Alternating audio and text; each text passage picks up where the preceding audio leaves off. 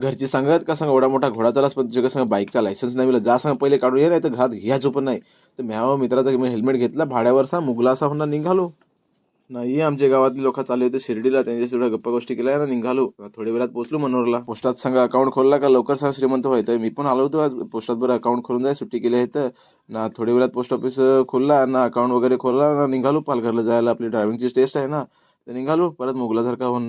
ना थोड्या वेळात पोहोचलो पालघरला ना आपल्या एजंटला जाऊन विचारलं तर सांगा तुझी अपॉइंटमेंट सांगा लेट आहे तर काय करू बरं लागली होती फार वाट भूक तर काय विचार करून करून ना घेतली केली अर्धा डझन ना लागलो एक दोन करत करत करत अख्खी केली खाली ना थोड्या वेळात अपॉइंटमेंटचा टाइम होत आला.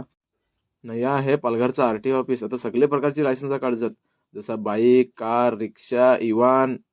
Sorry sorry sorry sorry sorry. एजंटला सांगला का माझा फॉर्म बरं शेवटलाच ठेव माझी पण हवा टाईट होती होती ना तर बरं लेट जाण जर मी ना थोड्या वेळात माझा पण लागला नंबर हवा फुल टाईट झाली होती काय करू ना काय नाही ना कशी बिशी दिली टेस्ट.